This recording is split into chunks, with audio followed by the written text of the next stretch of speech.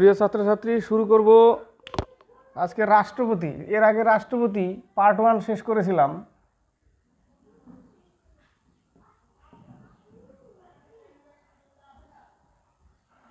আজকে পড়াবো রাষ্ট্রপতি অনুচ্ছেদ 52 পার্ট 2। রাষ্ট্রপতি থেকেও প্রচুর প্রশ্ন আসে, তবে আমরা তো এতদিন জিকেতে পড়েছি মাল্টিপল চয়েস, তাই না? ওই জায়গাটা তো আস্তে আস্তে সংবিধানের প্রত্যেকটা পড়া থিওরিক্যাল যে জিনিসগুলো যদি আমরা সিস্টেমেটিক পড়তে থাকি তাহলে কিন্তু আমাদের সব থেকে বেশি মনে থাকবে। পরীক্ষার হলে আমরা কোশ্চেনগুলো অ্যান্সারগুলো করতে পারবো। ঠিক আছে, যদি একটু কোশ্চেনের মধ্যে একটু কোশ্চেন বা একটু ঘোরানো থাকে তাহলে আমরা, যদি আমাদের পড়া থাকে রাষ্ট্রপতি বিষয়ে, তাহলে আমরা কিন্তু সেই জায়গাটা একটু বিবেচনা করতে পারবো যে উত্তরটা কোনটা হওয়া দরকার। ঠিক আছে, তাহলে আজকে পার্ট 2 শুরু করছি। তো আমি পার্ট 1-এ বলেছিলাম যে রাষ্ট্রপতি সাংবিধানিক প্রধানকে রাষ্ট্রপতি, ভারতীয় সংঘীয় কার্যপালিকার প্রধানকে রাষ্ট্রপতি, বলেছিলাম ভারতের প্রথম নাগরিককে রাষ্ট্রপতি। তাহলে কি বললাম? ভারতীয় সংঘীয় কার্যপালিকার প্রধানকে রাষ্ট্রপতি, ভারতীয় সংসদের প্রধানকে রাষ্ট্রপতি, ভারতের প্রথম নাগরিককে রাষ্ট্রপতি। আবার একটা প্রশ্ন বলেছিলাম যে ভারতীয় সংঘের কার্যপালিকার বাস্তবিক প্রধানকে প্রধানমন্ত্রী। এই প্রশ্নটাই দেয়, বাস্তবিক প্রধানকে প্রধানমন্ত্রী, বাস্তবিক কথাটা থাকবে। ঠিক আছে, তারপরে রাষ্ট্রপতি, তারপরে আরেকটা কোশ্চেন থাকে যে ভারতীয় সংঘীয় কার্যপালিকা কার প্রতি উত্তরদায়ী? লোকসভার প্রতি উত্তরদায়ী, এই কোশ্চেনটা থাকে। রাষ্ট্রপতি নির্বাচনের জন্য কি কি দরকার? যোগ্য হওয়া দরকার, ভারতের নাগরিক হতে হবে, 35 বছর বয়স হতে হবে, পদে গ্রহণ করার সময় কোনো লাভদায়ক পদে গ্রহণ করা যাবে না। এই প্রশ্নগুলো ছিল। আরেকটা ইম্পর্টেন্ট প্রশ্ন ছিল যে লোকসভার সদস্য দ্বারা নির্বাচনের যোগ্য, এই প্রশ্নটা থাকে পরীক্ষায়। লোকসভার সদস্য দ্বারা নির্বাচনের যোগ্য, এই প্রশ্নটাই হয়তো ফুড সাপ্লাই অফিসের যেটা ফুড এসআই, এই প্রশ্নটা এসেছিল যে নির্বাচন কারা কে করে। ঠিক আছে, লোকসভার সদস্যর দ্বারা নির্বাচনের যোগ্য, 50 জন সদস্যের হস্তাক্ষর আর 50 জন সদস্যের প্রস্তাব, এগুলো থাকতে হবে, মত থাকতে হবে, প্রস্তাব থাকতে হবে। এই প্রশ্নগুলো আমি লাস্ট পার্ট 1-এ আমি বলেছিলাম। তারপরে রাষ্ট্রপতি কার্যকাল কত বছর? 5 বছর। রাষ্ট্রপতি কার সামনে শপথ বাক্য পাঠ করে? সর্বোচ্চ ন্যায়ালয়ের, সুপ্রিম কোর্টের প্রধান বিচারপতি। যদি না থাকে তাহলে ওই সুপ্রিম কোর্টের প্রবীণ যে বয়স্ক, তার সেই বিচারপতির সামনে রাষ্ট্রপতি শপথ বাক্য গ্রহণ করে, শপথ বাক্য পাঠ করে। এই প্রশ্নগুলো আমি বলেছিলাম লাস্ট পার্ট 1-এ। এবার পার্ট 2-তে যে রাষ্ট্রপতিকে কোন পদ্ধতি দ্বারা সরানো যায়, রাষ্ট্রপতি কার কাছে পদত্যাগ করে, এই প্রশ্নটা থাকে। রাষ্ট্রপতি উপরাষ্ট্রপতির কাছে পদত্যাগ করে। উপরাষ্ট্রপতি কি করে? সেই সূচনাটা কার কাছে? লোকসভার অধ্যক্ষের কাছে পাঠিয়ে দেয়। লোকসভার অধ্যক্ষের কাছে সেই সূচনাটা পাঠিয়ে দেয় যে রাষ্ট্রপতি পদত্যাগ করছে। এই বিষয়গুলো উপরাষ্ট্রপতির কাছে পদত্যাগ করে, আর সেই সূচনাটা কার কাছে পাঠায়? লোকসভার অধ্যক্ষের কাছে পাঠায়। তো রাষ্ট্রপতি পদত্যাগ করে, এই একটা গেল। এটা হচ্ছে 56-2-এ।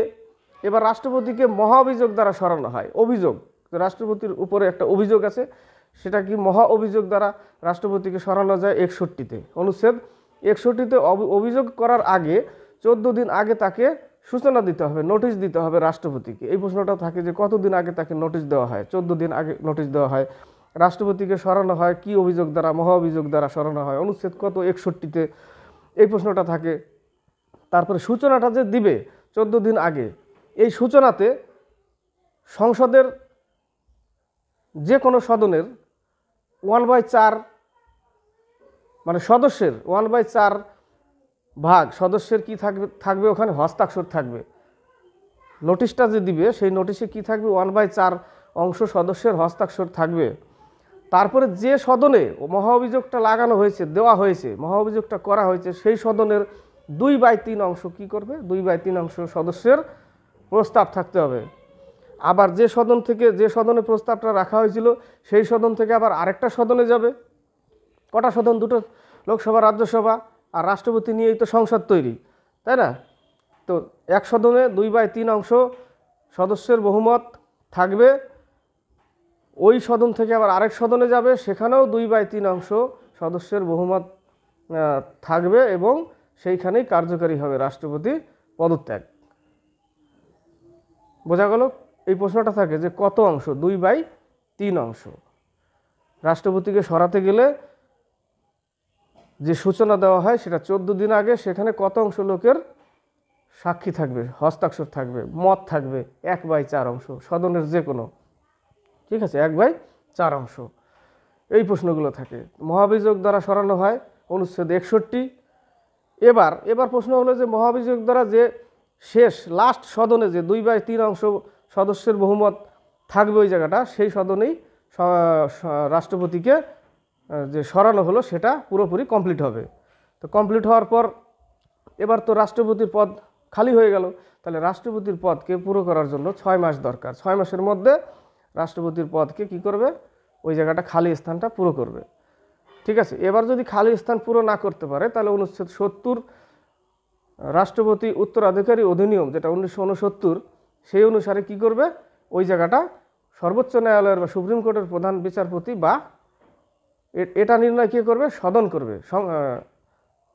এটা নির্ণয় করবে সংসদ। এটা সংসদ নির্ণয় করবে যে ওই জায়গাটা কি করব, ঠিক আছে। তো ওই জায়গাটা সর্বোচ্চ ন্যায়ালয়ের প্রধান ন্যায়াধীশ বা ওই ন্যায়ালয়ের বরিষ্ঠতম অর্থাৎ প্রবীণ যে বয়স্ক, তাকে ওই জায়গাটা রাখা হবে রাষ্ট্রপতির যে কাজকর্ম সেটা দেখাশোনার জন্য। সেই কার্যটা তার হাতে দিয়ে দিবে।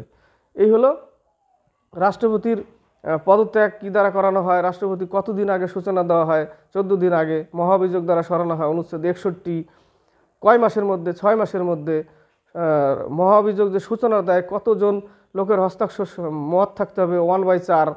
সংসদে যে সংসদে প্রস্তাব রাখা, যে সদনে প্রস্তাব রাখা হয় সেই সদনের 2/3 অংশ সদস্যের প্রস্তাব থাকতে হবে। ওই সদন থেকে আরেক সদনে যায়, সেখানেও 2/3 অংশ মত থাকতে হবে। তারপরেই এই কাজটা, পুরো কাজটা, প্রক্রিয়াটা পূর্ণ হয়। সেদিন থেকে রাষ্ট্রপতিকে পদত্যাগ দিতে হয়, ধরা হয়, সেদিন থেকেই পদত্যাগ ধরা হয়। এই জায়গাটা পূর্ণ করার জন্য 6 মাসের মধ্যে রিক্ত স্থান পূর্ণ করতে হবে, খালি স্থান। সেই জায়গাটা যদি না থাকে উপযুক্ত কেউ, দেখা গেল উপরাষ্ট্রপতি, রাষ্ট্রপতি, কেউ সেই জায়গাটা নেই, তাহলে কি করবে? তাহলে সুপ্রিম কোর্ট বিচার করবে, সংসদ নির্ণয় নেবে যে সেই জায়গাটা সুপ্রিম কোর্টের প্রধান বিচারপতি বা সেই কোর্টের বরিষ্ঠতম অর্থাৎ প্রবীণ যে বয়স্ক, তাকে সেই কাজটা দেওয়া হবে। গেল। এবার রাষ্ট্রপতির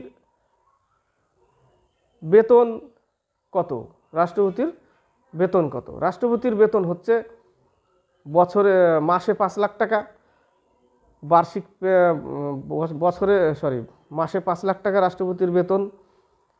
নিঃশুল্ক নিবাস স্থান এবং অন্যান্য ভাত্তা দেওয়া হবে, যার উপরে কোনো কর বা ট্যাক্স থাকবে না।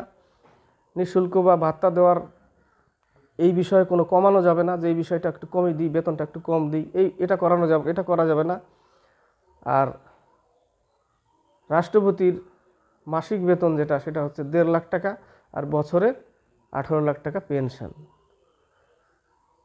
তো রাষ্ট্রপতির সম্পর্কে যে প্রশ্নগুলো বললাম, আশা করি এর মধ্যে প্রশ্নগুলো পাওয়া যাবে। এরপরে পার্ট 3 আরও আছে, অনেক শেষ হয়নি এখনও। এরপরে পার্ট 3 শুরু করব। তো আজ পার্ট 2তে এইটুকুই বললাম। আশা করি যদি প্রশ্ন আসে তাহলে এর মধ্যেই থাকবে, আর এর মধ্যেই পাওয়া যায় প্রশ্নগুলো রাষ্ট্রপতি বিষয়ে আসলে। আজকে এই পর্যন্তই। নেক্সট